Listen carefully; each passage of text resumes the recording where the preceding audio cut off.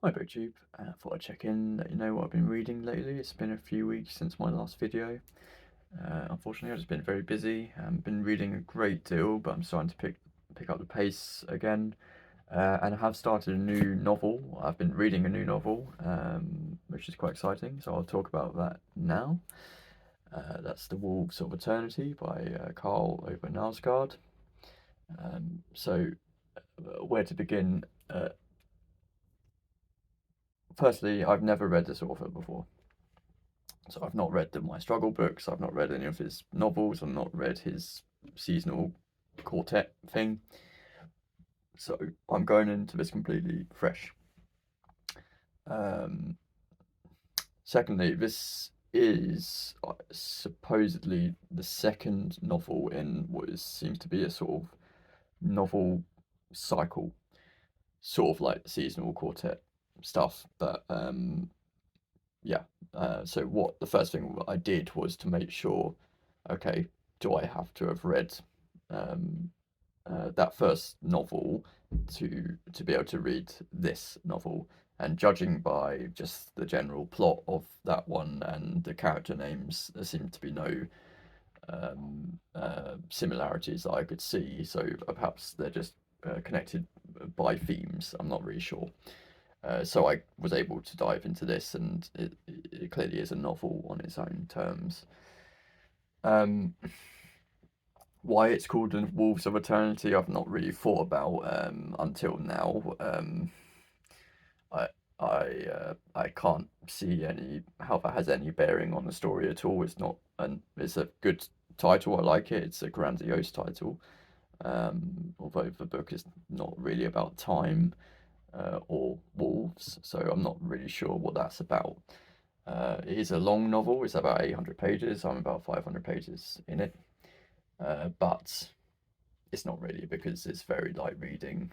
There's not much depth here at all. It's just action and dialogue, with some exceptions, which I'll go into.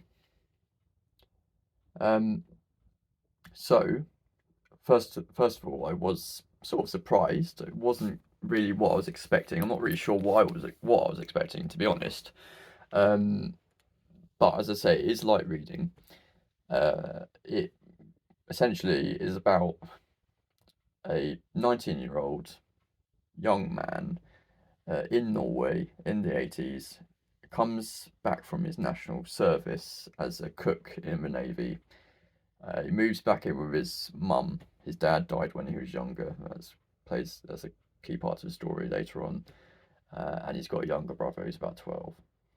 And what he does is, and it's told from his perspective, and it does feel like it was written by a 19-year-old sometimes. I don't know whether that's by design or whether that's just the height of this author's abilities. And he goes about drinking with his mates, partying, playing football, which is the football matches which are described in copious detail for some reason, and not much else. So he goes here, he goes there. His mum starts to get a bit annoyed at him because uh, she says, "Okay, you're just going out partying. You're getting up at 12 in the afternoon. You need to start putting your weight around it. And you start, bringing some money in." And from his perspective, he's saying, "Well, I've just come back from my national service. I deserve at least a couple of beats to myself." I see his point. Uh, so a lot happens, but not a lot really happens, if you know what I mean. There's not much depth going on here. The translation is quite interesting. It almost feels, I don't know if anglicized is the right word, but it's very British. A lot of the phrases used is British, the idioms are British. Seems the translator, who is called Martin Aitken, seems to have gone to great lengths to target a British audience. I'm not sure how if he's taken some liberties to do that. I'm not saying it's an inaccurate translation or anything, but it's like it just feels like some of that might have been a stretch. So I do wonder if the American publication has the same translation. If someone could let me know, I would be interested. Um, Having said that, there is a lot about British culture in the book because he idolises the English footballers. He loves football, and he listens to a lot of British music as well. So there's a lot about that in here. Um, so yeah, it's light reading, and I don't want to um, um, don't want you to misunderstand in that I am enjoying the book to a certain extent, but it's not. This isn't high literature, you know. However, there is a point about 400 pages in where he finds his mum falls ill, and he finds he has to get a job now. You know, is forced his hand, so he manages to get a job through a friend at an undertaker's, and those sequences are just miles better than anything else in the book up until that point, really. Um, the atmosphere, the scene setting, but the characterization. Uh, there's a parallel story going on in the background with his mum. It all just works. It's really well done. It's quite poignant, which makes me think. You know, well, obviously this author is capable of good stuff, but it also makes me think this novel could have been condensed a lot more and it would have been a lot more powerful. Um, so that's been good. And also last night when I was reading, I got really sucked into this scene. Uh, he's been trying to he's trying to get with this girl from the start of the book. Basically, she's a bit of a teaser. She calls him up, keeps calling him up, but then claiming that she's not interested in him. And this goes on for hundreds of pages. And eventually, he secures a date with her. And then it's all ready to go, and then she calls up and cancels because she's got to look after her little sister. So he's gutted, and he's got to wait another 2 weeks, you know, to go on the next date. And then she randomly turns up at his house. It's just him and his brother there because the mum's in hospital recovering from surgery. And she gets a lift to his house from a girlfriend, and she seems to intend to stay the night. They're watching a film, and you know, little brother's there, having a good time. And I found myself really sucked into this bit, and sort of immaturely rooting for him. I'm like, you know, I really hope he gets with this girl, sort of thing. It's like the 19-year-old in me was sort of reawakened. This is quite silly, really. But I thought, you know, I'm here, so I may as well try and enjoy the ride. So that's interesting. I've sort of finished that scene, but I've got to jump back into the book tonight and see where it goes. So yeah, would I recommend the book? Maybe, probably not to the literary purists out there, but I will certainly, at some point in the future, seek out the first My Struggle book, or maybe one of his other novels. I'm not sure what the general consensus on this author is. I mean, his name always crops up when it's time to award the Nobel Prize. Judging by this book alone, this isn't a Nobel Prize winning book. It's just light. It's too light and airy. It's loose. It's baggy. It's not, you know, changing the face of literature. And yet this guy is such a big force in the world of literature. So there must be something. And you've only got to look at his fellow countryman, Jon Fosse, who won the Nobel Prize uh, uh, last year. And it's completely different, you know, it's worlds apart. So, yeah. Wolves of Eternity. And as I say, for the most part, I'm reading more or less the same books as I discussed in the last video. I picked this back up after I spoke about it, and so I've made some more progress and getting towards the end of the selected stories of Stephen Dixon, not the collected, as I think I kept saying,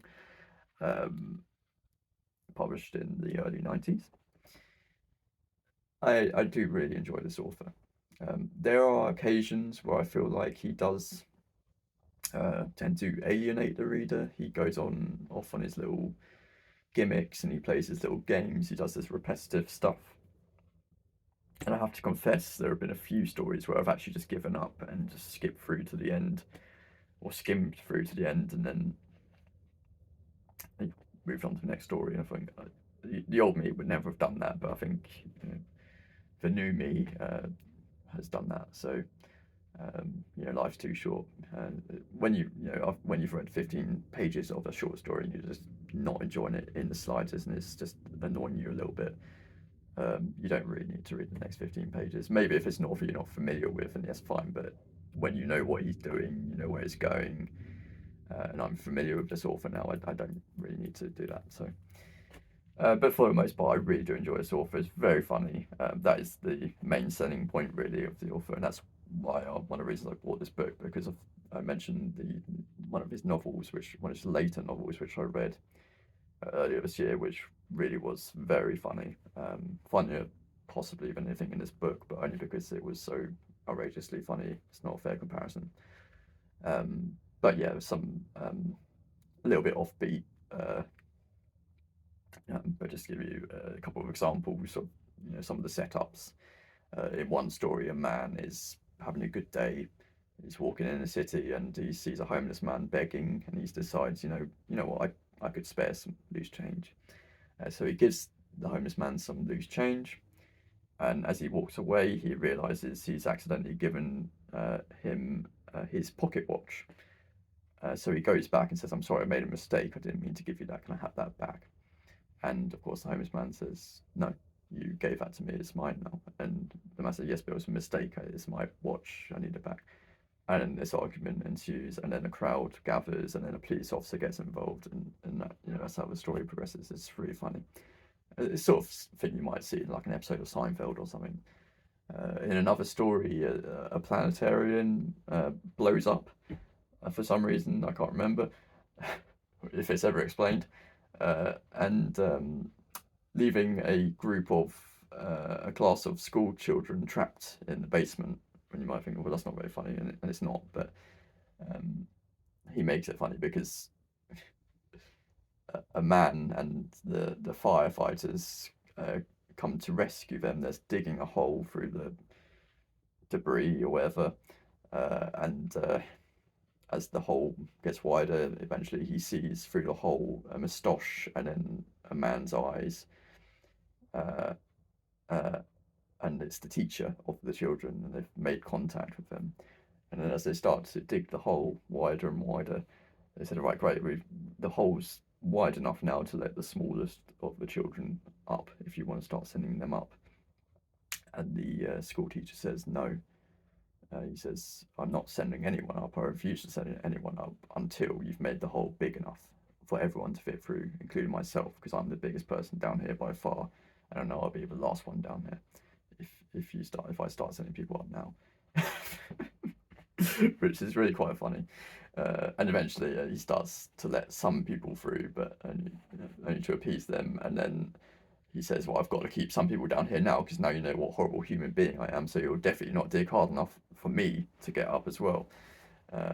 So yeah, this is, as you can tell, it's a little bit offbeat, but it is very funny. Probably not for everyone, but I do really enjoy it. I think I was trying to think of some authors to compare him to. I think George Saunders would actually be an obvious comparison. Definitely a lot of similarities there. If you like George Saunders, then you probably like this author as well. That's about all. I will continue reading those books and hopefully report back soon. Thanks for watching.